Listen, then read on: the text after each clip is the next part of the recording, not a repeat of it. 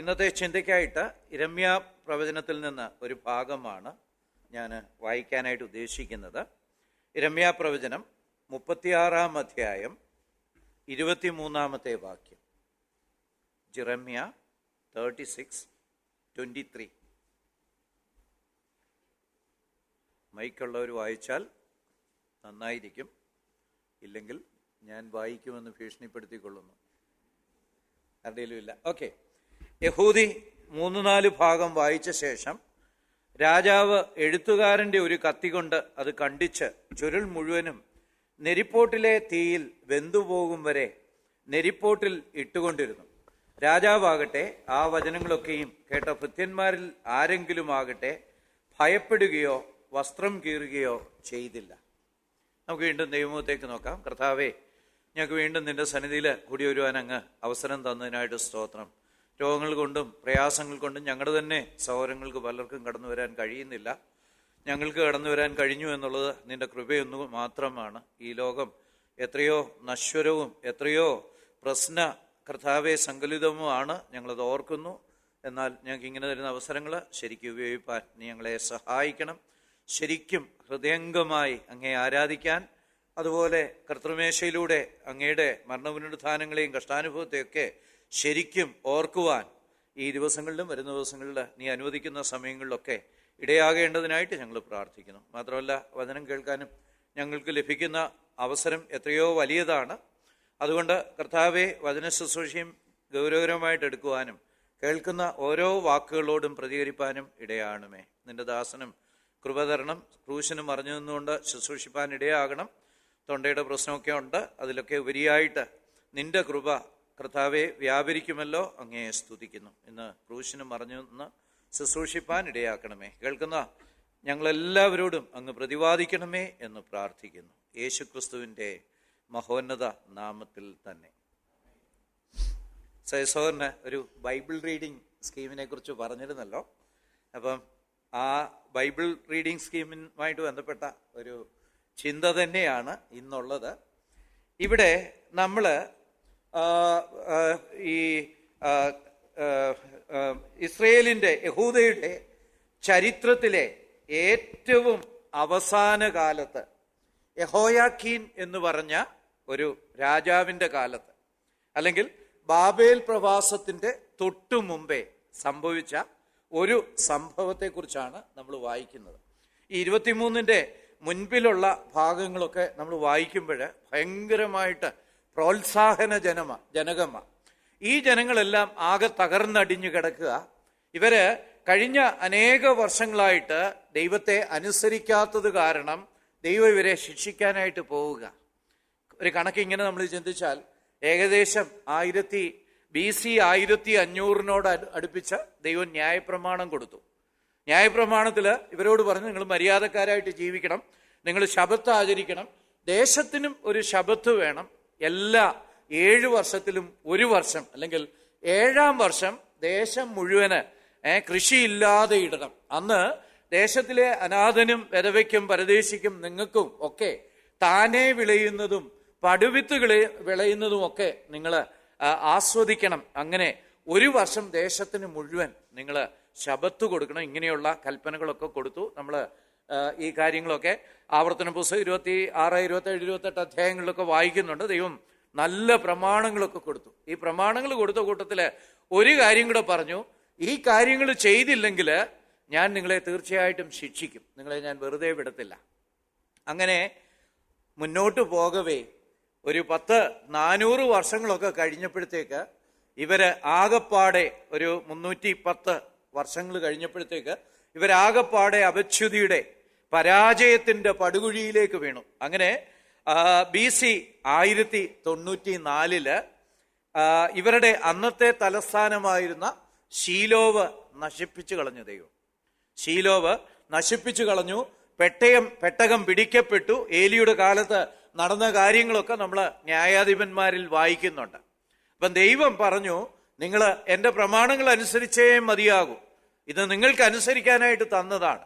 ഇത് നിങ്ങൾ അനുസരിച്ചില്ലെങ്കിൽ ഞാൻ നിങ്ങളെ ദേശത്ത് ശാപവാക്കാക്കി മാറ്റും, നിങ്ങളെ അടിമത്തത്തിലേക്ക് മാറ്റും. ഇതൊക്കെ പറഞ്ഞു. പക്ഷേ ഈ ജനം വീണ്ടും വീണ്ടും ദൈവത്തെ അവഗണിക്കുക. അങ്ങനെ ഈ BC 1094 ആയപ്പോഴത്തേക്ക് ശിലോഹ് നശിപ്പിക്കപ്പെട്ടു. തലസ്ഥാനം പോയി, പെട്ടകം പോയി, ഫെലിസ്തീയ അധിനിവേശത്തിന്റെ കീഴിലേക്ക് ഇവർ കടന്നു പോകപ്പെട്ടു. അങ്ങനെ വളരെ സങ്കടകരമായ ഒരു ചരിത്രത്തിന്റെ സമയത്തേക്ക് അവർ കടന്നു വന്നു.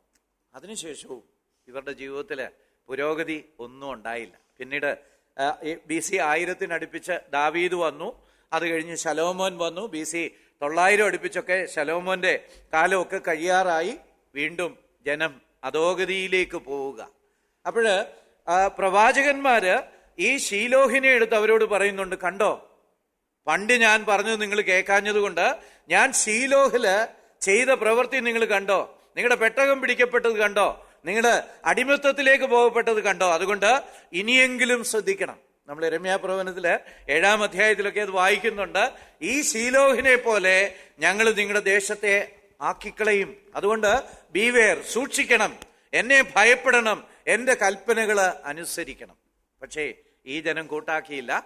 BC 721 ഇസ്രയേലിന്റെ 10 കുലങ്ങളെ ദൈവം അസീര്യൻ അടിമത്തത്തിലേക്ക്, അശൂര്യരുടെ കയ്യിലേക്ക് ഏൽപ്പിച്ചു കൊടുത്തു. അവരെക്കുറിച്ച് ഇന്നും ഒരു വിവരവുമില്ല. അവര് ലോകത്ത് ചെതറപ്പെട്ടു പോയി. അവരെ ലോസ്റ്റ് ട്രൈബ്സ്, നഷ്ടപ്പെട്ടു പോയ കുലങ്ങള് എന്നാണ് അറിയപ്പെടുന്നത്. ദൈവത്തെ അനുസരിക്കാതെ ഇരിക്കുന്നത് എത്രയോ ഭീകരമാണെന്നുള്ളതിന്റെ സാക്ഷികളായിട്ട്, നിലനിൽക്കുന്ന സാക്ഷികളായിട്ടല്ല, നിലനിൽക്കാത്ത സാക്ഷികളായിട്ട് അവരിന്നും അഭംഗുരം സാക്ഷ്യം പറഞ്ഞുകൊണ്ടിരിക്കുക. അപ്പം ദൈവം പിന്നെന്തോ ചെയ്തു? യഹൂദ, അതുപോലെ ബെന്യാമീനും, അതുപോലെ കുറച്ച് ലേവ്യരും ഒക്കെ അടങ്ങുന്ന യഹൂദ സാമ്രാജ്യം അന്ന് നിലവിലുണ്ട്. അവരോട് പറഞ്ഞു, നോക്കിക്കേ, ശീലോഹ് നിങ്ങൾക്കൊരു അടയാളമാണ്. നോക്കിക്കേ, നിങ്ങളുടെ സഹ കുലങ്ങളായിട്ടുള്ള 10 കുലങ്ങൾ നിങ്ങൾക്കൊരു അടയാളമാണ്. അവരെ ചെയ്തതുപോലെ ഞാൻ നിങ്ങളെയും ചെയ്യും, എന്നെ അനുസരിക്കണം. പക്ഷേ ഈ ജനം കൂട്ടാക്കുന്നില്ല. അങ്ങനെ അവര് ദൈവത്തിൽ നിന്ന് അകന്നുപോയി വിഗ്രഹാരാധനയിലും അതുപോലെ തന്നെ മ്ലേച്ഛമായിട്ടുള്ള കാര്യങ്ങളും പിന്മാറ്റത്തിലേക്കും പോയി. അങ്ങനെ യിരെമ്യാപ്രവാചകന്റെ കാലമെത്തി. ദൈവം പറഞ്ഞു, ഞാൻ ഉടനെ നിങ്ങളെ നശിപ്പിക്കാനായിട്ട് പോവുക. ഈ യിരെമ്യാപ്രവാചകന് അനേക രാജാക്കന്മാരുടെ കാലഘട്ടത്തില് ഇങ്ങനെ പ്രവചിച്ചുകൊണ്ടിരുന്നു. ഒരു സമയമായപ്പോഴ് യിരെമ്യാപ്രവാചകനോട് ദൈവം പറഞ്ഞു, നീ ഇതുവരെ പ്രവചിച്ചത് മുഴുവൻ ഒന്ന് എഴുതി വയ്ക്കുക, ഒരു ചുരുളില് എഴുതുക. ഞാൻ ചെയ്യാൻ പോകുന്ന എന്റെ കോപം ഇതാ പ്രത്യക്ഷപ്പെടാനായിട്ട് പോകുന്നു. അതുകൊണ്ട് നീ വഴി ഞാൻ അരുളി ചെയ്ത ഈ നിന്റെ പ്രവചനങ്ങളൊക്കെ ഒരു ചുരുളിൽ രേഖപ്പെടുത്തി വയ്ക്കുക. അതാണ് ഇന്ന് നമുക്ക് ലഭിച്ചിരിക്കുന്ന യിരെമ്യാപ്രവചനം. നമുക്കറിയാം, ആ ചുരുള് നശിപ്പിക്കപ്പെട്ടു കഴിഞ്ഞ് വീണ്ടും ദൈവം എഴുതിച്ച് ലഭിച്ച ആ വചനങ്ങളാണ് ഇന്ന് യിരെമ്യാപ്രവചനമായിട്ട് ദൈവം നമുക്ക് തന്നത്. ദൈവം വെളിപ്പെടുത്തുന്ന കാര്യങ്ങള് കൃത്യമായിട്ട് രേഖപ്പെടുത്തി വയ്പ്പിക്കുന്നവനാണ്. അതുകൊണ്ടാണ് ഇങ്ങനെയൊരു ബൈബിള് നമ്മുടെ കയ്യിലുള്ളത്. ഞാൻ വിഷയത്തിലേക്ക് വീണ്ടും വരുമ്പോഴ്, അപ്പം ഈ പ്രവചനങ്ങളൊക്കെ കേട്ടിട്ട് ഇവര് ആകപ്പാടെ ഒരു സമയം 36-ാം അധ്യായത്തിൽ വരുമ്പോഴ് ഒരു മാനസാന്തരമൊക്കെ അവർക്ക് ഉണ്ടായി. അതിന്റെ 3-ാം വാക്യമൊക്കെ വായിച്ചാൽ, പക്ഷേ യഹൂദാഗ്രഹം ഞാൻ അവർക്ക് വരുത്തുവാൻ വിചാരിക്കുന്ന സകലത്തെക്കുറിച്ചും സകല അനർത്ഥത്തെക്കുറിച്ചും കേട്ടിട്ട് ഓരോരുത്തൻ താൻ്റെ ദുർമാർഗം വിട്ടുതിരിവാനും ഞാൻ അവരുടെ അകൃത്യവും പാവം ക്ഷമിപ്പാനും ഇടവരും. അങ്ങനെ യിരെമ്യാവ് നെര്യാവിന്റെ മകനായ ബാരൂക്കിനെ വിളിച്ചു. യഹോവ യിരെമ്യാവിനോട് അരുളി ചെയ്ത സകല വചനങ്ങളെയും അവന്റെ വാമൊഴി പ്രകാരം ബാരൂക്ക് ഒരു പുസ്തകച്ചുരുളിൽ എഴുതി വെച്ചു. അങ്ങനെ ഇത് എല്ലാം എഴുതി വെച്ച് റെഡിയാക്കി. അങ്ങനെ ഈ ചുരുളിൽ നിന്ന് യഹോവയുടെ വചനങ്ങളെ യഹോവയുടെ ഉപവാസ ദിവസത്തില് വായിച്ച് കേൾപ്പിക്കുകയാണ്. താഴോട്ട് ചരിത്രമുണ്ട്, കൂടുതൽ വായിച്ച് സമയമെടുക്കാനില്ലാത്തത് കൊണ്ടാണ് ഞാൻ വായിക്കാത്തത്. ഇത് കേട്ടപ്പോഴത്തേക്ക് ഇവർക്ക് ആകപ്പാടെ ഒരു താൽക്കാലികമായിട്ടുള്ള ഒരു അനുതാപവും ഒരു പ്രയാസവും ഒക്കെ വന്നു. അങ്ങനെ ചില ഭക്തന്മാരായിട്ടുള്ള ആളുകള് ഈ ചുരുള് കിട്ടിയ വിവരം രാജാവിനെ ചെന്നറിയിച്ചു. രാജാവേ, ഇങ്ങനെ യിരെമ്യാവ് ഇതുവരെ അരുളി ചെയ്ത അനേക വർഷങ്ങളായിട്ട് അരുളി ചെയ്ത ദൈവത്തിന്റെ വചനം ഇതാ ചുരുളുകളായിട്ട് രേഖപ്പെടുത്തിയിരിക്കുന്നു. ഇത് ജനങ്ങളുടെ ഇടയിൽ വായിച്ചപ്പോഴ് ഇതാ അവര് ഒരു അനുതാപത്തിന്റെ അവസ്ഥയിലേക്ക് വന്നിരിക്കുന്നു. രാജാവ് ഇങ്ങനെ ഒരു സംഭവം സംഭവിച്ചിരിക്കുന്നു. അപ്പം രാജാവ് വളരെ നൈസായിട്ട് പറഞ്ഞു, അതിങ്ങ് കൊണ്ടുവരാൻ പറഞ്ഞു. അങ്ങനെ യിരെമ്യാവിന്റെ അടുത്തേക്ക് ഈ വചനം കൊണ്ടുവന്നിട്ട് യഹൂദി എന്ന് പറയുന്ന മനുഷ്യന് രാജാവിന്റെ മുന്നിലിരുന്ന് വായിക്കുക. അങ്ങനെ 3-4 പ്രാവശ്യം ഭാഗം വായിച്ചു കഴിഞ്ഞപ്പോൾ രാജാവ് ഒരു എഴുത്തുകാരന്റെ കത്തി കൊണ്ട് അത് കണ്ടിച്ച് ചുരുൾ മുഴുവനും നെരിപ്പോട്ടിലെ തീയിൽ വെന്തുപോകും വരെ നെരിപ്പോട്ടിൽ ഇട്ടുകൊണ്ടിരുന്നു. ഈ രാജാവിന് ദൈവവചനം കൊണ്ടുണ്ടായ ഉപയോഗം ഒന്ന് നോക്കിക്കേ. എന്തുവാ? നെരിപ്പോട്ടിലിട്ട് തീ കത്തിച്ച് ചൂടുകായ അല്ലേ? ആത്മീക ഉണർവ് പോലെ ഉണ്ടല്ലേ. തണുപ്പുള്ള ഈ സമയത്ത് ചൂട് കിട്ടാനായിട്ട് ഉപയോഗിക്കുക. പലർക്കും ദൈവവചനം ഇതുപോലെയാ, ഷെൽഫ് അലങ്കരിക്കാനായിട്ട് നല്ലതാ. അതുകൊണ്ട് ചില വില കൂടിയ ഒരു ബൈബിള് തന്നെ വാങ്ങിച്ചു കളയാം. അല്ലെങ്കിൽ എന്നെ പോലെ നല്ലൊരു കവറൊക്കെ ഇട്ട്, ഇതിനകത്തെ ബൈബിള് വളരെ പഴകിയതാ, എന്നാലും ഒരു നല്ല കവറൊക്കെ ഇട്ട് 4 പേർക്ക് കാണത്തക്ക വിധത്തില് കൊണ്ട് നടക്കാൻ കൊള്ളാം.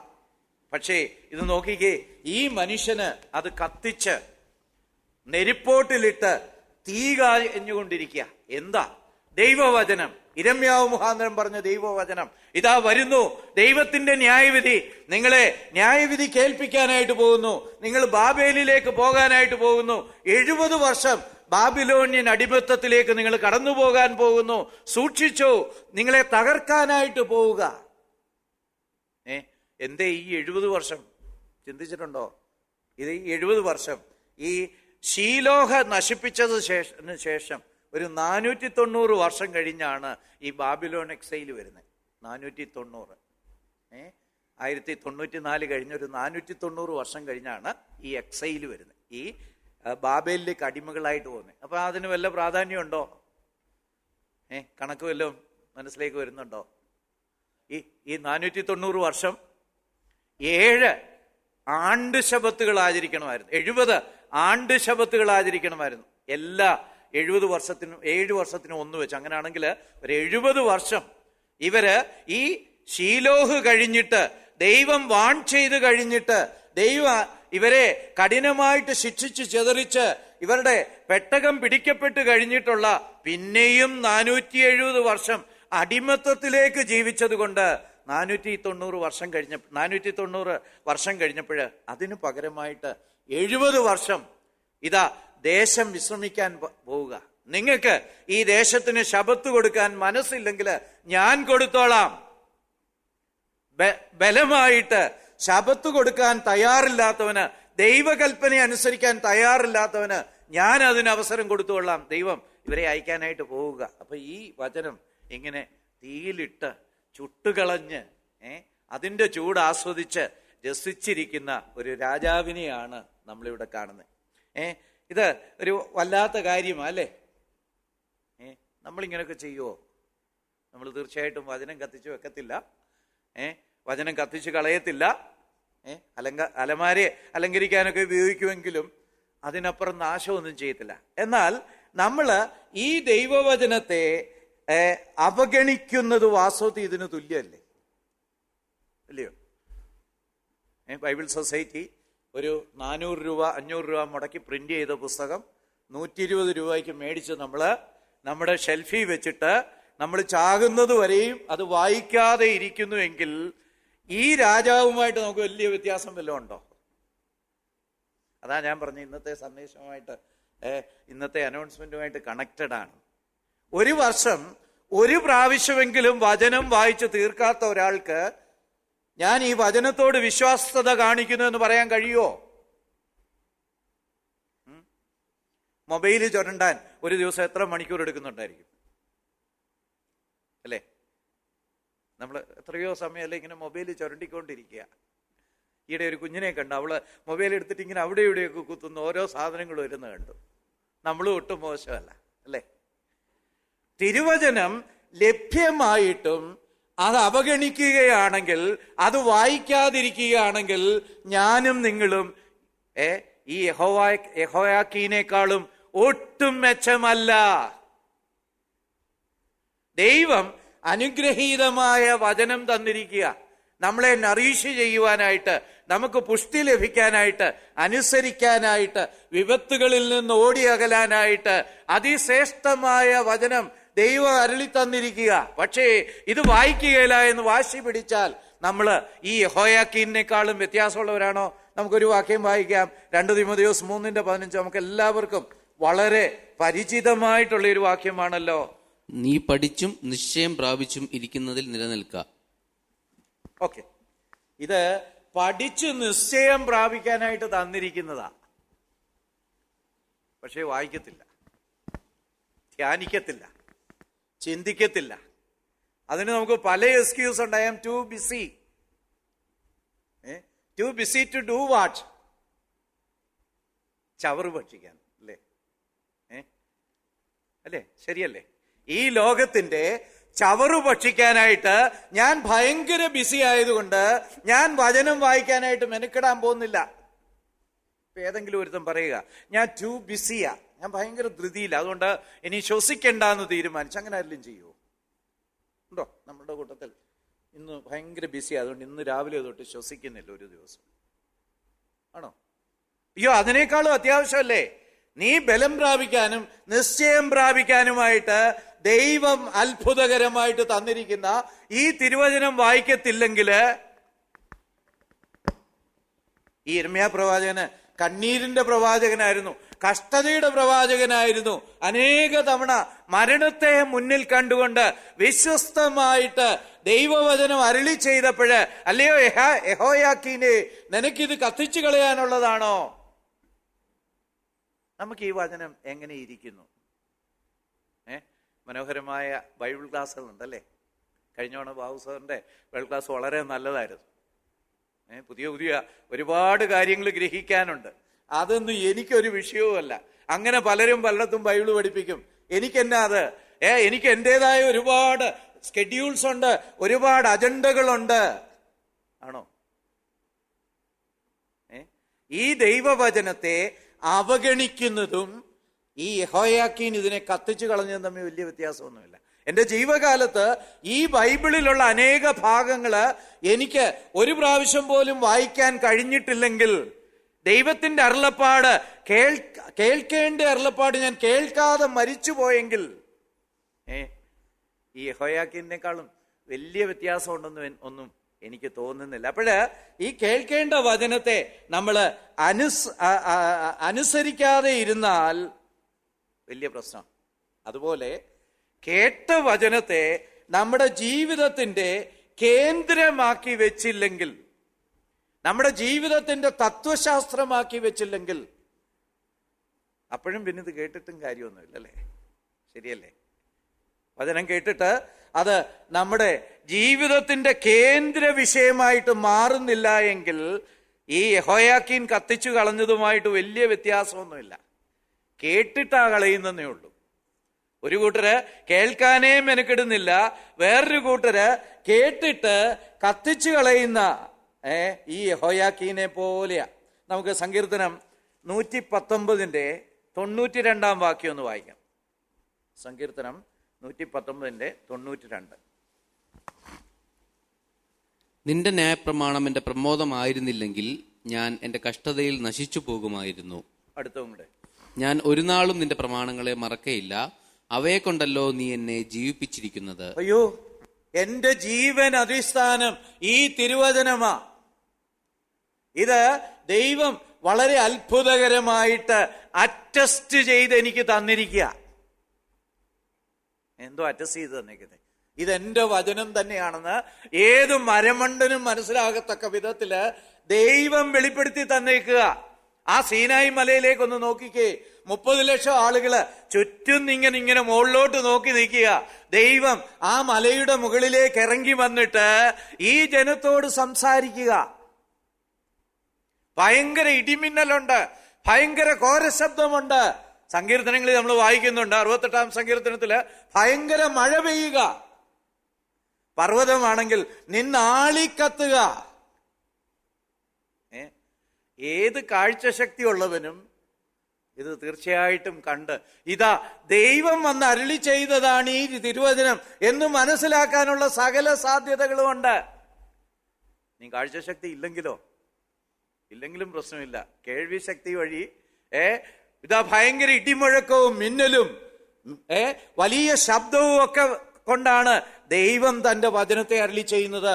ദൈവം ഈ വചനം അരുളി ചെയ്തപ്പം തന്നെ എന്റെ വചനമാണെന്ന് പാരലായിട്ട്, സൈമിൾട്ടേനിയസ് ആയിട്ട് അരുളി ചെയ്തതോടൊപ്പം തന്നെ ഇതങ്ങ് അറ്റസ്റ്റ് ചെയ്ത് തന്നേക്കുക.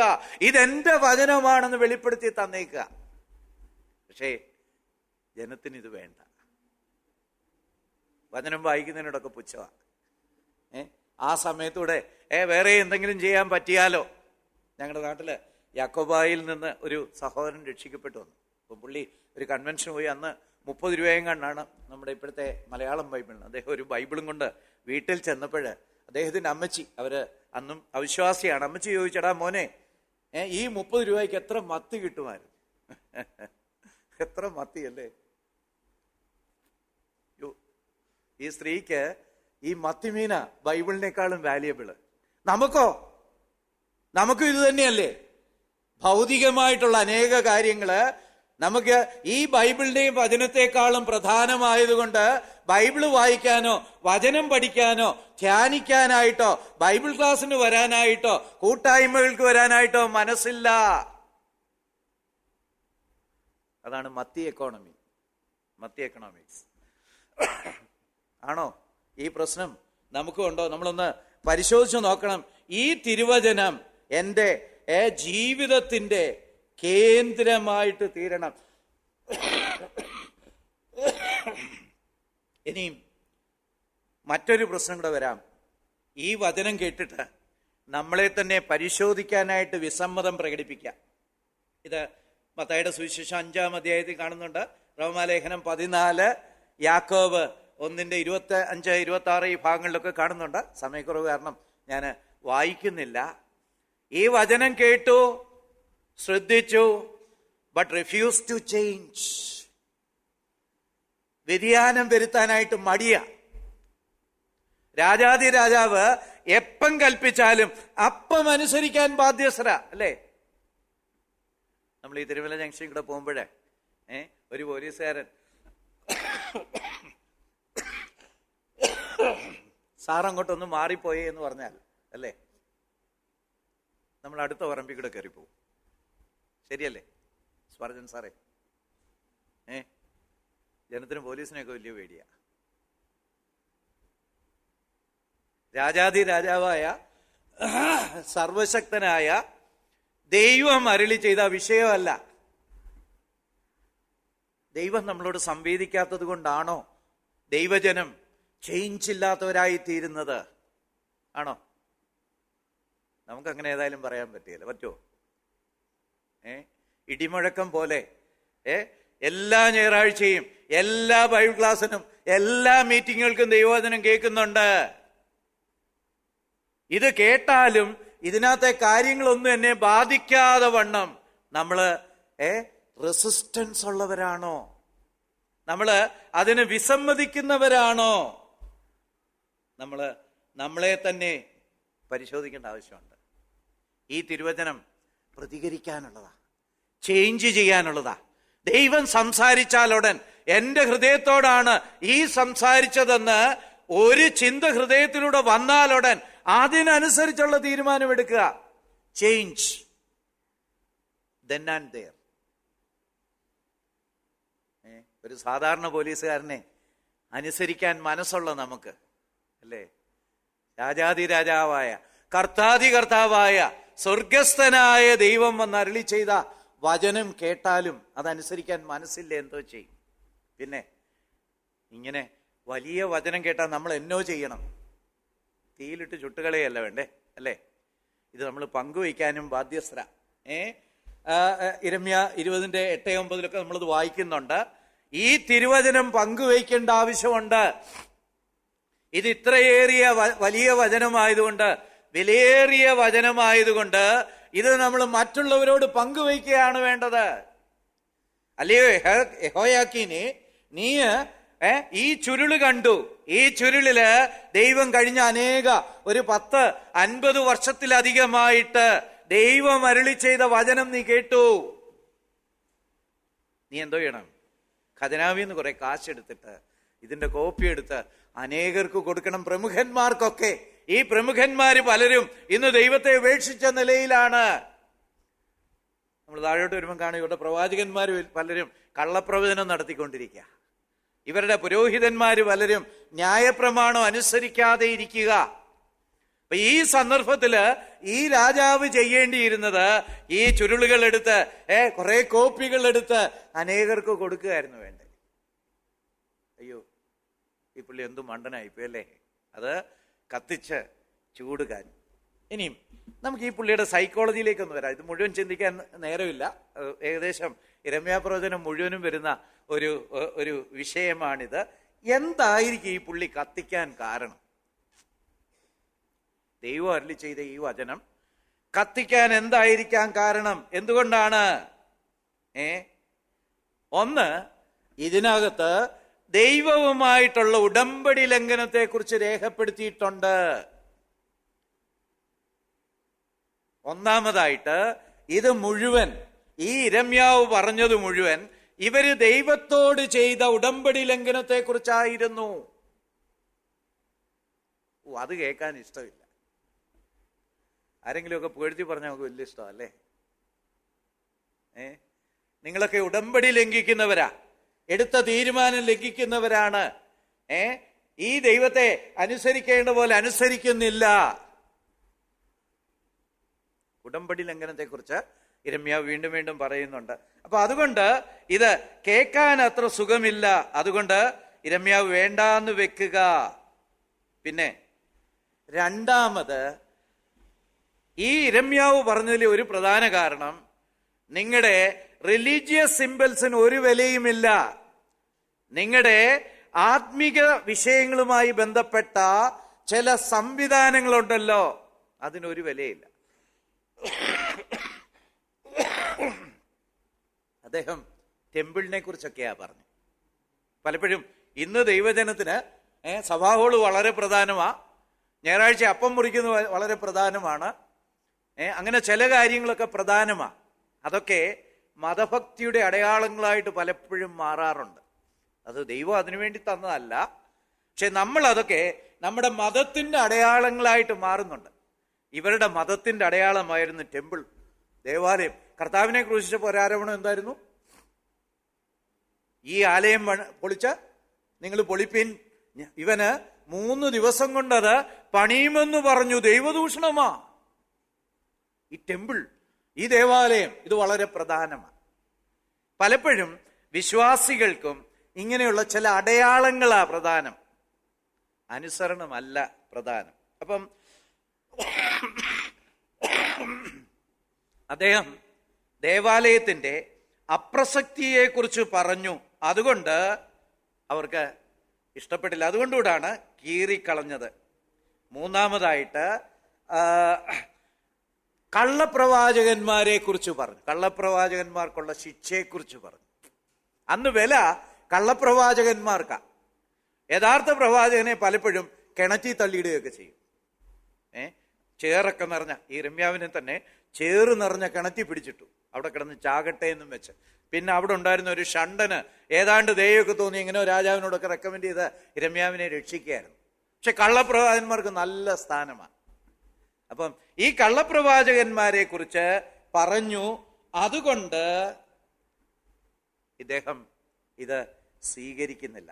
മാത്രമല്ല, ഇതിനകത്ത് നാലാമതായിട്ട് വരാൻ പോകുന്ന ബാബിലോണിയൻ എക്സൈൽ, അല്ലെങ്കിൽ ബാബേലിൽ വരാൻ പോകുന്ന അടിമത്തത്തെ കുറിച്ച് പറഞ്ഞു. അതും ഇഷ്ടപ്പെട്ടില്ല പുള്ളി. എനിക്ക് വരാൻ പോകുന്ന കാര്യത്തെ പിശാചിന്റെ ഒരു വലിയ പ്രശ്നമാണ്. അതുകൊണ്ട് പിശാച് എന്നോ ചെയ്യും, ഈ വെളിപ്പാട് പുസ്തകം എല്ലാം കഥയാന്നൊക്കെ പറഞ്ഞ് നമ്മളെ കൊണ്ട് വായിപ്പിക്കാതിരിക്കും അല്ലെ. വെളിപ്പാടിൽ നിന്ന് പ്രസംഗിപ്പിക്കത്തില്ല, വായിപ്പിക്കത്തില്ല അല്ലെ. ഈ രാജാവിന് ഈ രോഗം ഉണ്ടായിരുന്നു. രാജാവിന് ബാബേൽ പ്രവാസകാലത്തെ കുറിച്ച് കേൾക്കാൻ, ബാബേൽ പ്രവാസത്തെ കുറിച്ച് കേൾക്കാൻ ഇഷ്ടമില്ലായിരുന്നു. അതാണ് ഒരു നാലാമത്തെ കാര്യം. ഇനിയും അഞ്ചാമത്തെ കാര്യം, ദാവീദിന്റെ തലമുറകൾ അന്യം നിൽക്കാനായിട്ട് പോവാന്ന് പറഞ്ഞു. പണ്ട് ശമൂവേൽ പ്രവചനത്തിലൊക്കെ പറഞ്ഞു, അല്ലയോ നീ എന്നെ അനുസരിച്ചാൽ, ശലോമോനോടൊക്കെ ദൈവം പറഞ്ഞതാ, ദാവീദിന്റെ സിംഹാസനത്തിൽ ഇരിക്കാൻ ഒരാൾ ഇല്ലാതെ വരത്തില്ല എന്ന് പറഞ്ഞു. പക്ഷെ ഇപ്പൊ ഇതാ വരാൻ പോവുക. പിടിച്ചോ, 10, 15, 20 വർഷത്തിന് മുമ്പില് നിന്റെ രാജസന്തതികളൊക്കെ ഇല്ലാതെയാകാനായിട്ട് പോവുക. ഇപ്പം ദാവീദിന് ഒരു തലമുറയെ കൊടുക്കും എന്നുള്ള വാഗ്ദത്തം ദൈവം നിവർത്തിക്കാനായിട്ട് പോകുന്നില്ല എന്ന് പറഞ്ഞത് ഇവർക്ക് വലിയ പ്രശ്നമായിരുന്നു. ഇനിയും 6-ാമത്തെ പ്രശ്നം, പുള്ളിയുടെ പിതാവിനെതിരെയും കുറെ പ്രവചനങ്ങൾ പറഞ്ഞിരുന്നു. അദ്ദേഹത്തിന്റെ പിതാവിന്റെ പേര് യഹോയാക്കീം എന്നായിരുന്നു. യഹോയാക്കീമിന്റെ മകൻ യഹോയാക്കീൻ. ഈ യഹോയാക്കീനാണ് ഇത് കീറിക്കളയുന്നത്. ഓക്കെ, എൻ്റെ അപ്പനെ കുറിച്ച് പറയാൻ നീ ധൈര്യപ്പെടുന്നോ? അദ്ദേഹത്തിന്റെ പിതാവിനെ കുറിച്ച് പറയുന്ന അനേക ഭാഗങ്ങളുണ്ട്. ഇനിയും 7-ാമത് ഈ രാജാവിനെ കുറിച്ച് തന്നെയുള്ള പ്രവചനങ്ങളുണ്ട്. യഹോയാക്കീനെ കുറിച്ച് തന്നെയുള്ള പ്രവചനങ്ങളുണ്ട്. എൻ്റെ അപ്പനെ കുറിച്ച് പറയുക മാത്രമല്ല, നീയൊക്കെ എന്നെ കുറിച്ചും പറയാൻ ധൈര്യപ്പെട്ടാൽ ഞാൻ വിടൂല. നിന്റെ ഈ വചനമൊന്നും ഇവിടെ വേണ്ട, ഞാനത് കത്തിച്ചു കളയും. പക്ഷെ ഈ മണ്ടൻ ഒരു കാര്യം അറിയത്തില്ലായിരുന്നു. കത്തിച്ചു കളഞ്ഞാലും വീണ്ടും അത് എഴുതിക്കാൻ അറിയുന്ന, തന്റെ വചനത്തെ സംരക്ഷിക്കാൻ അറിയുന്ന ഒരു യഹോവ ജീവിക്കുന്നുണ്ടെന്നുള്ളത് ഈ രാജാവിന് അറിയത്തില്ലായിരുന്നു. ഈ കത്തിച്ചു കഴിഞ്ഞപ്പോഴേ പിന്നെ അത് ബാരൂക്കിനെ കൊണ്ട് ഇരമ്യാവ് അത് എഴുതിച്ചെന്ന് മാത്രമല്ല, പിന്നീടുള്ള പ്രവചനങ്ങളിലൂടെ ചേർത്ത് എഴുതിച്ചായിട്ടാണ് നമ്മൾ വായിക്കുന്നത്. ഇങ്ങനെ ഒരു 6-7 കാര്യങ്ങൾ കൊണ്ടാണ് ഈ പുള്ളിക്ക് ഇഷ്ടപ്പെട്ടത്. നമുക്ക് ഒന്നൊന്നായിട്ട് വരാം. ഒന്ന്, ബ്രീച്ച് ഓഫ് കവനന്റ്, ദൈവവുമായിട്ടുള്ള ഉടമ്പടി ലംഘിക്കാം, പക്ഷേ അതിനെക്കുറിച്ച് പറയരുത്. നമ്മുടെ പാരടിപ്പാട്ടിന്റെ പ്രമാണമാണെന്ന് തോന്നുന്നല്ലേ. ചില കാര്യങ്ങളൊക്കെ ചെയ്യാം, അത് പക്ഷെ പാരടിപ്പാട്ടായിട്ട് പറയരുത് എന്ന് പറഞ്ഞ പോലെ ദൈവത്തോടുള്ള കവനന്റ് ലംഘിക്കാം, ഉടമ്പടി ലംഘിക്കാം, പക്ഷെ ഇരമ്യാവേ നീ ആരാ ഇതിനെക്കുറിച്ചൊക്കെ പറയാൻ? ശരിയാ, രാജാവായ ഞാൻ ഉൾപ്പെടെ, എന്റെ പ്രമുഖന്മാരുൾപ്പെടെ ഞങ്ങൾ ചില കലാപരിപാടികളൊക്കെ ചെയ്യുന്നുണ്ട്.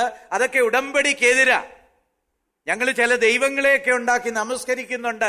ഞങ്ങൾ ദേവാലയത്തിനുള്ളിൽ തന്നെ പുതിയ ദൈവങ്ങളെയൊക്കെ ഉണ്ടാക്കി വെച്ചിട്ടുണ്ട്. പക്ഷേ ഉടമ്പടി ലംഘനത്തെ കുറിച്ച് പറയാൻ ഇരമ്യാവേ നീ ആരാ? നമ്മൾ ഉടമ്പടി ലംഘിക്കുന്നവരാണോ? നമ്മുടെ ഉടമ്പടി ഏതാ? മോനെ ജെറമി, നമ്മുടെ ഉടമ്പടി ഏതാ? ജെറമിക്കുട്ടാ, നമ്മുടെ ഉടമ്പടി ഏതാ? നമ്മുടെ ഉടമ്പടി ഏതാ? നമുക്ക് ഉടമ്പടി ഉണ്ടോ? നമുക്ക് ഉടമ്പടി ഒന്നുമില്ല. ബെൽറ്റ് കെട്ടാത്ത പട്ടിയെ പോലെ സ്വതന്ത്രരാ നമ്മൾ. ആണോ? നമുക്ക് ഉടമ്പടി ഉണ്ടോ? ഉണ്ടെങ്കിൽ എവിടെ? ഒരടിസ്ഥാന വാക്യം റോമർ 10:9 അല്ലേ? നമ്മള് യേശുക്രിസ്തുവിനെ കർത്താവായിട്ട് സ്വീകരിക്കാൻ ഉടമ്പടി ചെയ്തവരാ. ആ ഉടമ്പടി ജീവിക്കുന്നുണ്ടോ? യേശുക്രിസ്തു കർത്താവെന്ന് ഞാനാരാ? കർത്താവിന്റെ എതിർവാദം എന്നാ? ഹർമൻജി, അടിമ, ദാസൻ. ഞാൻ കർത്താവിന്റെ അടിമയാണ് ഇനിമേലാൽ. ഞാൻ കർത്താവിന്റെ ദാസനാണ്. ഞാൻ കർത്താവിന്റെ വേല മാത്രമേ ചെയ്യത്തുള്ളൂ. പാർട്ട് ടൈമായിട്ട് പോയി പിശാചിന്റെ വേലയും കൂടെ ഞാൻ ചെയ്യത്തില്ല എന്ന് എഗ്രിമെന്റ് ഉണ്ട് അല്ലേ? പക്ഷെ പല യുവതീ യുവാക്കന്മാരും ഒക്കെ ഈ എഗ്രിമെന്റ് ലംഘിച്ച് മൊബൈലിൽ പോയി പതുപ്പും മൂടിക്കിടന്ന് പല സാധനങ്ങളും കാണുന്നുണ്ട് അല്ലേ? അല്ലെ, ജീവിതത്തില് ചില ദുസ്വഭാവങ്ങളുണ്ട്, ചില തെറ്റായ ബന്ധങ്ങളുണ്ട്, ദൈവം പറഞ്ഞ കാര്യങ്ങളെ ലംഘിച്ചുള്ള പരിപാടികളൊക്കെ ചെയ്യുന്നുണ്ട്. ഞാൻ അടിമയാണെന്ന് തീരുമാനമെടുത്തവനാ ദൈവത്തിന്റെ. യേശുക്രിസ്തുവിന്റെ ദാസനാണ് ഞാന്, യേശുക്രിസ്തുവിന്റെ അടിമയാണ്. പക്ഷെ ഇടയ്ക്കിടയ്ക്ക് ഒരിടങ്കേട് കാണിച്ച് ഈ ഉടമ്പടി ഒന്ന് ലംഘിക്കുന്ന ചെറുകിട കലാപരിപാടികളും ചിലപ്പോൾ വൻകിട കലാപരിപാടികളും ഒക്കെ നമ്മുടെ കാണും അല്ലേ? ഇതിനെക്കുറിച്ച് പറയുന്നത് ഇഷ്ടവുമല്ല അല്ലേ? ശരിയല്ലേ? ഇപ്പോഴത്തെ പിള്ളേരെയൊക്കെ ഉപദേശിക്കുന്നത് നിങ്ങൾ ശ്രദ്ധിച്ചാൽ മതി. മാതാപിതാക്കൾ പറയും 13 വയസ്സായാലും 14 വയസ്സായാലും 15 വയസ്സായാലും ഒക്കെ പറയുന്നത് എനിക്ക് ഇത്രയും പ്രായമില്ലേ, എനിക്കറിയത്തില്ലേ, ഞാനും ഒരു വ്യക്തിയല്ലേ അല്ലേ? ഇതേ മനോഭാവം പലപ്പോഴും നമുക്കും. കുഞ്ഞുങ്ങളൊക്കെ ഇരുന്ന് ചിരിക്കുന്നുണ്ട്. ഓക്കെ, ഉടമ്പടികൾ ലംഘിക്കപ്പെടുന്നുണ്ടോ? നമ്മളെക്കുറിച്ച് തന്നെ പരിശോധിക്കണം. ഇവരുടെ ഉടമ്പടികളിൽ ലംഘനം ഒന്നാമത്തെ പോയിന്റ് കീഴിൽ വരുന്നത് persistent rebellion in spite of repeated warning. തുടർമാനമായിട്ടുള്ള മത്സരം, ദൈവത്തിന്റെ മുന്നറിയിപ്പുകളെ അവഗണിച്ച്. ഇതായിരുന്നു ഇവരുടെ ഒരു പ്രധാന കവനന്റ് ബ്രീച്ച്. ഇവര് ദൈവവുമായിട്ടുള്ള കവനന്റ് ബ്രീച്ച് ചെയ്യുന്നവരെന്നത് 7:25-26 നമ്മൾ വായിക്കുന്നുണ്ട്. ഇനിയുള്ള വാക്യങ്ങളൊക്കെ യിരെമ്യാവിൽ നിന്ന് തന്നെയാണ്. 7:25-26. നിങ്ങളുടെ പിതാക്കന്മാർ മിസ്രയീം ദേശത്ത് നിന്ന് പുറപ്പെട്ട നാൾ മുതൽ ഇന്നുവരെയും ഞാൻ അധികാലത്തും ഇടവിടാതെയും പ്രവാചകന്മാരായ എന്റെ സകലദാസന്മാരെയും നിങ്ങളുടെ അടുക്കൽ പറഞ്ഞയച്ചു വന്നു. എന്നിട്ടും എന്നെ കേട്ടനുസരിക്കുകയോ ശ്രദ്ധിക്കുകയോ ചെയ്യാതെ അവർ ദുശാഠ്യം കാട്ടി തങ്ങളുടെ പിതാക്കന്മാരെക്കാൾ അധികം ദോഷം ചെയ്തു. Okay, breach of covenant. പണ്ട് മോശയിലൂടെ ഇവരുമായിട്ട് ഒരു പ്രമാണം ചെയ്തതാ. ആ പ്രമാണത്തിന്റെ അന്ത്യത്തിലാണ് അനേക കൽപ്പനകൾ കൊടുക്കുന്നത്. പക്ഷേ ഇവര് രാവിലെയും ഉച്ചയ്ക്കും വൈകിട്ടും ഒക്കെ പ്രവാചകന്മാർ വഴി അരുളി ചെയ്തിട്ട് അത് ലംഘിച്ചുകൊണ്ടിരിക്കുകയാണ്. ബ്രീച്ച് ഓഫ് കവനന്റ്, ദൈവവുമായിട്ടുള്ള ഉടമ്പടി ലംഘിച്ചുകൊണ്ടിരിക്കുക. ദൈവവചനം ഇടയ്ക്കിടയ്ക്ക് സംസാരിക്കുന്നുണ്ട്. നമുക്ക് പലർക്കും അത് പേടിക്കേണ്ട ആവശ്യമില്ല. കാരണം ഇത് കേൾക്കാത്തത് കൊണ്ട് പ്രവാചകൻ ഉച്ചയ്ക്കും രാവിലെ അധികാലത്തൊന്നും എഴുന്നേറ്റ് പറയുന്ന അനുഭവം ചിലപ്പം കാണുകയില്ലായിരിക്കും. സ്റ്റിൽ ഇത് മേശയ്ക്കകത്തും അല്ലെങ്കിൽ അലമാരിക്കകത്തും ഇരിപ്പുണ്ടല്ലോ, അല്ലേ? വായിക്കാത്ത നമ്മുടെ കുറ്റമാണ്. ഒരു നാളില് ദൈവം ഇങ്ങനെ അരുളി ചെയ്ത് എഴുതി വളരെ ശ്രദ്ധയോടുകൂടെ നമ്മളെ എല്ലാം ഏൽപ്പിച്ചിരിക്കുക ഈ തിരുവചനം. പ്രവാചകന്മാര് അധികാലത്തും അല്ലെ എല്ലാ സമയത്തും ഇങ്ങനെ അരുളി ചെയ്ത വചനം ഇരിക്കുക, വാണിംഗ് ഇരിക്കുക, തിരുവചനം ഇരിക്കുക. പക്ഷേ നമ്മൾ അനുസരിക്കുന്നില്ലെങ്കിൽ അത് നമ്മുടെ കവനന്റ് ബ്രേക്ക് ചെയ്യുന്നതിന് തുല്യമാണ്. രണ്ടാമത് ഇവര് സ്റ്റിഫ് ആണ്. ഇവര് മത്സരമുള്ളവരാ. Refuse to change. നമുക്ക് ആ വാക്യം 8:5 വായിക്കാം. 8:5.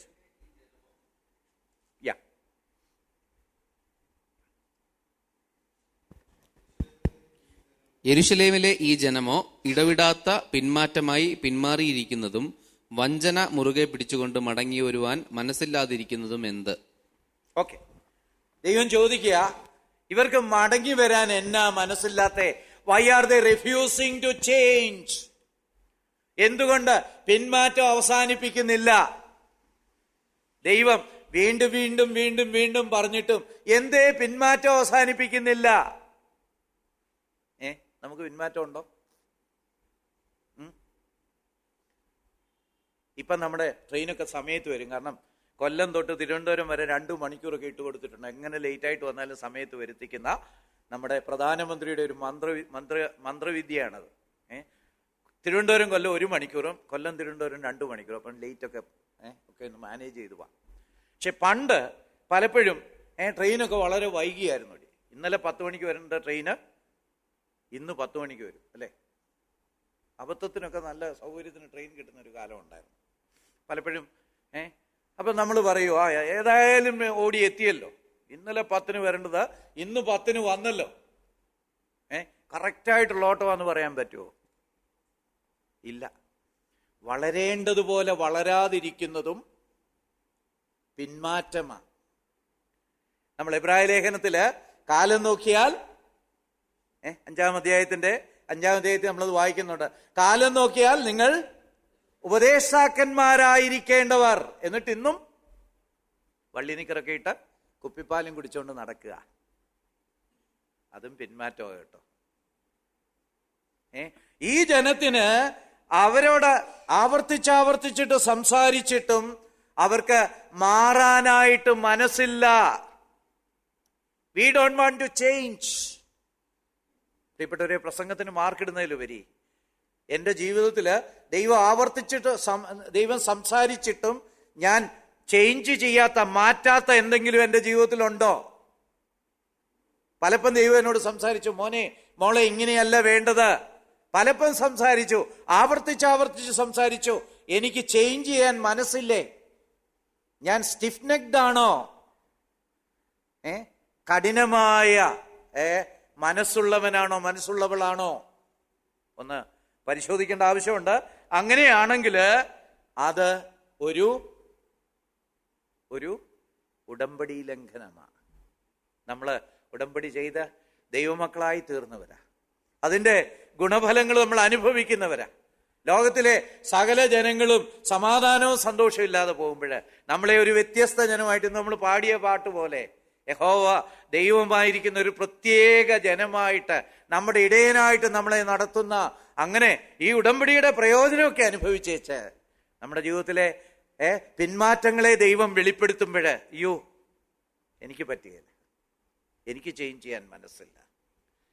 ദൈവം എപ്പോഴെങ്കിലും സംസാരിച്ചിട്ട് ബോധ്യം തന്ന ഏതെങ്കിലും ഒരു കാര്യം ഇതുവരെയും നടപ്പിലാക്കാതെ ഉണ്ടെങ്കിൽ ഈ 2025 ഈ അവസാന ആഴ്ചകളിൽ സ്വയം പരിശോധിക്കുന്ന ഈ സമയത്ത് ഇതും കൂടെ ഒന്ന് പരിശോധിക്കാമോ?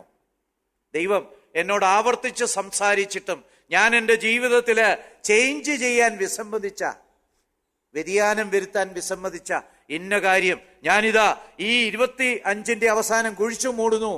യെസ്, ഞാൻ ചേഞ്ച് ചെയ്യാനായിട്ട് പോകുന്നു. ഞാൻ അങ്ങയുമായിട്ട് ഒരു ഉടമ്പടി ചെയ്തവനാണ്, ഉടമ്പടി ചെയ്തവളാണ്, എനിക്ക് ചേഞ്ച് ചെയ്യണം. നമ്മൾ റെഡിയാണോ?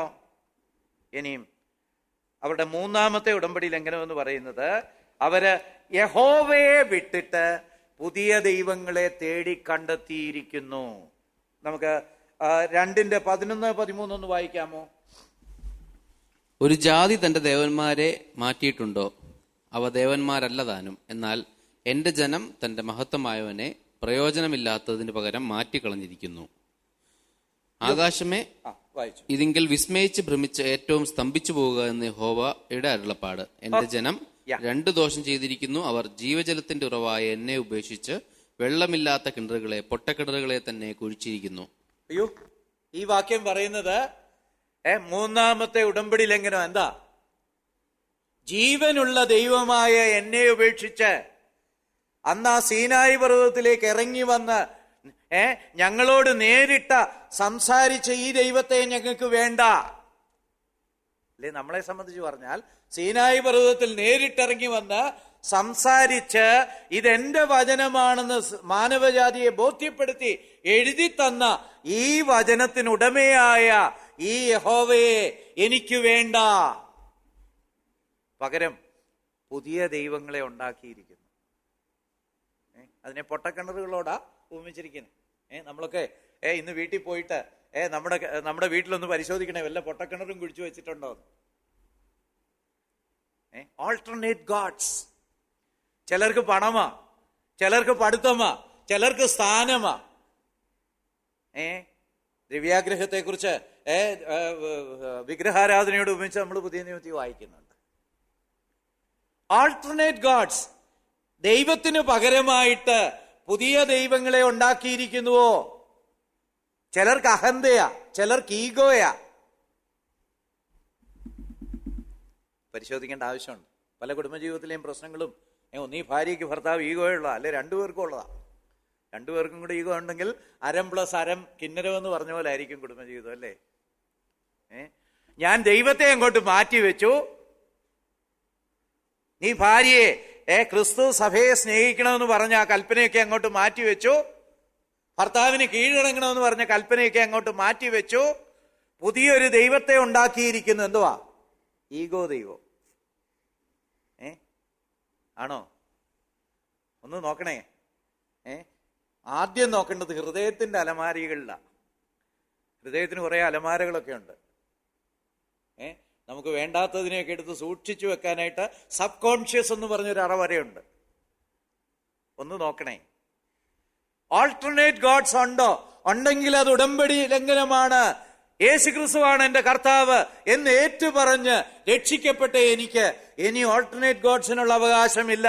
യേശുക്രിസ്തു മാത്രം എന്റെ രാജാതി രാജാവ്, കർത്താതി കർത്താവ്.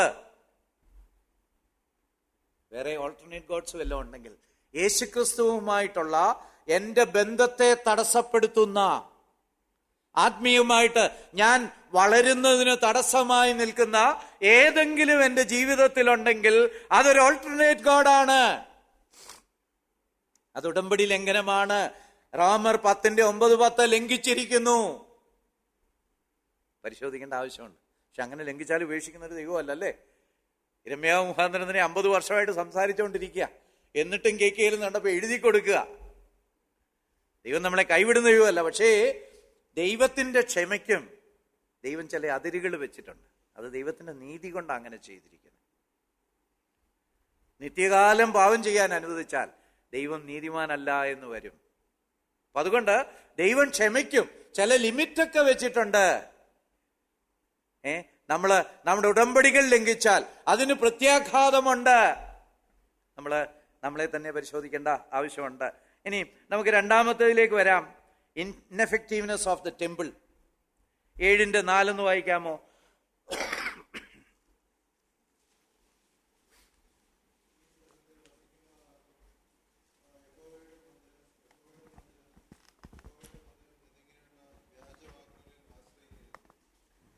മൈക്കിൽ കൂടെ വായിച്ചാലേ റെക്കോർഡിൽ കിട്ടത്തുള്ളേ. യഹോവയുടെ മന്ദിരം, യഹോവയുടെ മന്ദിരം, യഹോവയുടെ മന്ദിരം എന്നിങ്ങനെയുള്ള വ്യാജവാക്കുകളിൽ ആശ്രയിക്കരുത്. അയ്യോ, ഇങ്ങനൊരു വചനം ഉണ്ടോ? എത്ര ശ്രദ്ധിച്ചാ ദൈവം ഈ മന്ദിരം ഉണ്ടാക്കിയല്ലേ? സമാഗമന കൂടാരത്തിന്റെ കൽപ്പനകൾ തന്നെ എത്ര അധ്യായമുണ്ട്? പുറപ്പാട് പുസ്തകം 23 തൊട്ട് 40 വരെ സമാഗമന കൂടാരത്തെ കുറിച്ചാ. പിന്നെ ശലോമോന്റെ കാലം വരുമ്പോഴ് ദൈവത്തിന്റെ ദേവാലയത്തെ കുറിച്ചുള്ള അനേക കാര്യങ്ങള് ദൈവം അതിമനോഹരമായിട്ട് അവർക്കൊരു സാക്ഷ്യമായിട്ട് സൃഷ്ടിച്ചിരിക്കുന്ന ദൈവത്തിന്റെ മന്ദിരമാണ് ഇവിടെ പറഞ്ഞിരിക്കുന്ന ഈ ടെമ്പിള്. പക്ഷേ ഇവിടെ വന്നപ്പോൾ ദൈവം പറയുക, ഈ ടെമ്പിള് ടെമ്പിള് ടെമ്പിൾ എന്നൊന്നും പറഞ്ഞിട്ട് കാര്യമൊന്നുമില്ല. ചിലർക്ക് ഭയങ്കര ഡിനോമിനേഷണൽ ഭക്തിയാ. ദൈവഭക്തിയെക്കാളും ഡിനോമിനേഷണൽ ഭക്തിയാ ബ്രദറൻ. ചിലർക്ക് ഈ തിരുവത്താഴം പോലും ഒരു വിഗ്രഹം പോല. അത് തന്നിരിക്കുന്ന ഉദ്ദേശം ഒട്ടും സാധിക്കുന്നില്ല. എന്തിനാ ഈ തിരുവത്താഴം തന്നിരിക്കുന്നത്? 3 പർപ്പസേ ഉള്ളൂ ബൈബിളില്. ഒന്ന്, യേശുക്രിസ്തുവിന്റെ മരണത്തെ ഓർക്കാൻ, മരണപുനരുത്ഥാനങ്ങളെയൊക്കെ ഓർക്കാനുള്ള ഒരു സംവിധാനം. യേശുക്രിസ്തുവിന്റെ മരണത്തെ പ്രസ്താവിക്കാൻ. 3, നമ്മൾ സഹോദരീ സഹോദരന്മാരാണെന്നുള്ള ഏക അപ്പത്തിന്റെ അംശികളാണെന്നുള്ളത് പ്രഖ്യാപിക്കാൻ. പിന്നെ വേണേ ഒരു പർപ്പസ് കൂടെ പറയാം, നമ്മളെ സ്വയം പരിശോധിച്ച് അറ്റ്ലീസ്റ്റ് ആഴ്ചയിൽ ഒന്നെങ്കിലും കറക്ഷൻസ് വരുത്താൻ. പക്ഷെ ഈ 4 കാര്യങ്ങളും നടക്കുന്നേ ഇല്ലായിരിക്കാം. എനിക്കറിയത്തില്ല, ഞാൻ ജനറലൈസേഷനും മുതിരുന്നില്ല. പക്ഷേ ഈ 4 കാര്യങ്ങളും നടക്കാതെ ഇത് ആചരിച്ചിട്ട് പോയാൽ ടെമ്പിൾ ടെമ്പിൾ ടെമ്പിൾ എന്ന് പറയുന്ന അതേ തത്വത്തിലേക്ക് പോകും.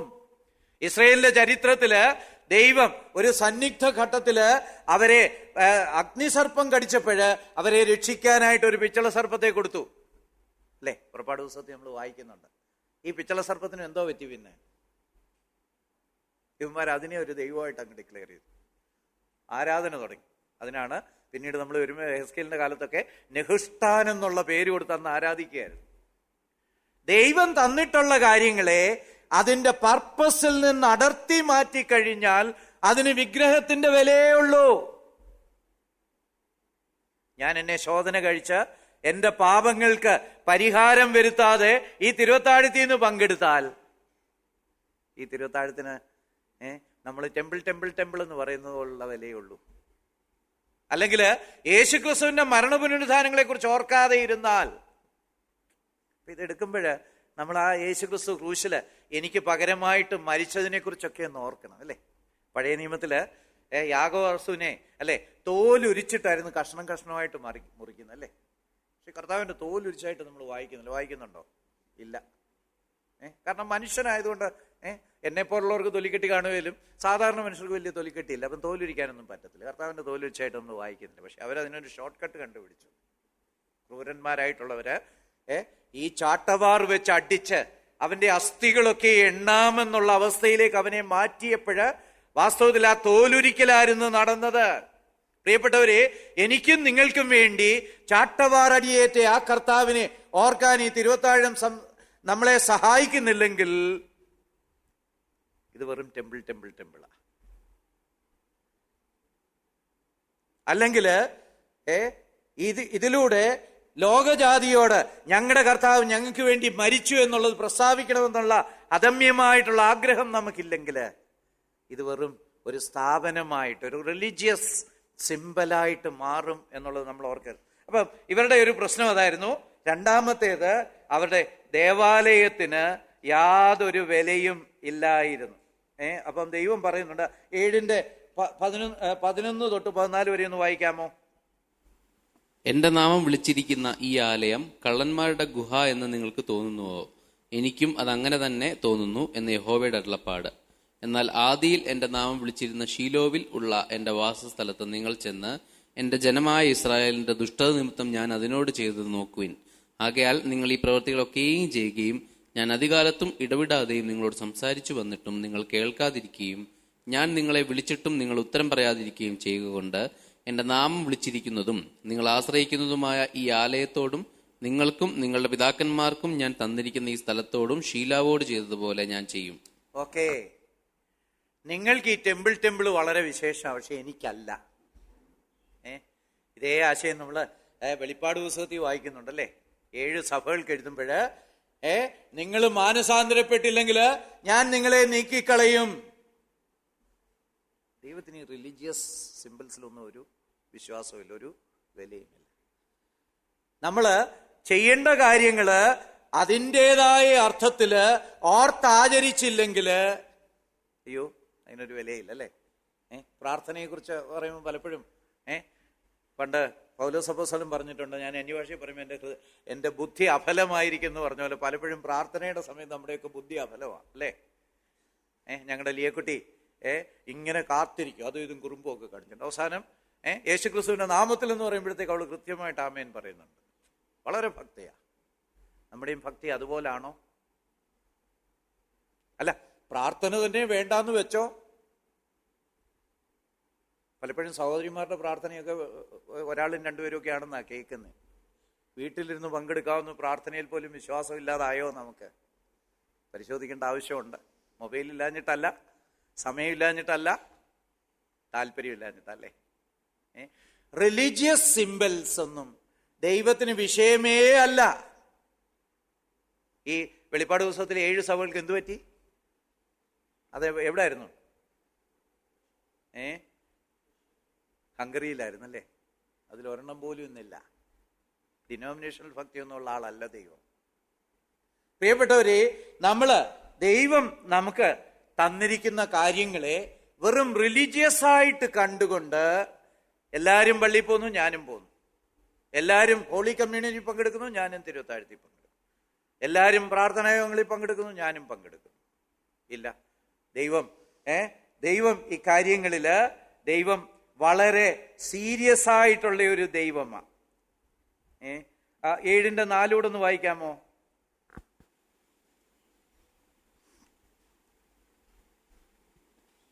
യഹോവയുടെ മന്ദിരം, യഹോവയുടെ മന്ദിരം, യഹോവയുടെ മന്ദിരം എന്നിങ്ങനെയുള്ള വ്യാജവാക്കുകളിൽ ആശ്രയിക്കരുത്. ഓക്കെ, താഴെയുള്ള വാക്യങ്ങളും പ്രസക്തമാ. ഈ ടെമ്പിൾ എന്ന് പറഞ്ഞ് നിങ്ങൾ നടന്നുകൊണ്ട് എന്റെ സാന്നിധ്യം അവിടെ വേണമെന്നൊരു നിർബന്ധവും ഇല്ല. ഇതായിരുന്നു അവര് ഈ ആലയവുമായിട്ട് ബന്ധപ്പെട്ട് രണ്ടാമത്തെ കുഴപ്പം. ഇനിയും മൂന്നാമത്തേത്, അവര് മത്സരികളായിരുന്നു. ടെമ്പിളിലൊക്കെ പോകും, പക്ഷെ അവിടെ കാണുന്ന കാര്യങ്ങളും കേൾക്കുന്ന കാര്യങ്ങളും അവർക്ക് വിഷയമേ അല്ലായിരുന്നു. ഞാൻ ഇവിടെ അവസാനിപ്പിക്കാം, നമ്മുടെ സമയം കഴിഞ്ഞല്ലോ. നമ്മളും ദൈവത്തോടൊരു ഉടമ്പടി സ്ഥാപിച്ച് വിശ്വാസികളായിട്ട് തീർന്നവരാണെങ്കിൽ, എൻ്റെ ജീവിതത്തിൽ, നിങ്ങളുടെ ജീവിതത്തിൽ ഉടമ്പടി ലംഘനങ്ങളുണ്ടോ? 25 മരിച്ചുകൊണ്ടിരിക്കുന്ന ഈ സമയത്ത് നമ്മളെ തന്നെ ഒന്ന് പരിശോധിക്കാം. ഭക്തി എന്ന് പറയുന്നത് വെറും റിലീജിയസ് ഭക്തിയാണോ? നമ്മുടെ പ്രാർത്ഥനയായാലും ആരാധനയായാലും തിരുവത്താഴമായാലും നമ്മുടെ കുടുംബജീവിതത്തിലുള്ള കാര്യങ്ങളൊക്കെ ആയാലും എല്ലാം ചടങ്ങായിട്ട് മാറുന്നുവോ? നമ്മളെ തന്നെ പരിശോധിക്കാം. ഈ രാജാവ് യെഹോയാക്കീന് വചനം കീറിക്കളഞ്ഞ് അവന് ഇഷ്ടമില്ലാത്തതിൽ എഴുതിയത് കൊണ്ടാണ്. നമ്മൾ കീറിക്കളയുന്നില്ല എങ്കിലും ഇത് ഉപയോഗിക്കുന്നില്ലെങ്കിൽ നമ്മൾ യെഹോയാക്കീനേക്കാളും ഒട്ടും ഭേദമല്ല. നമ്മളെ തന്നെ പരിശോധിക്കാം, നമ്മുടെ ജീവിതത്തിലെ കുറവുകൾ കണ്ടുണരാം. ദൈവം നമ്മളെ സഹായിക്കും.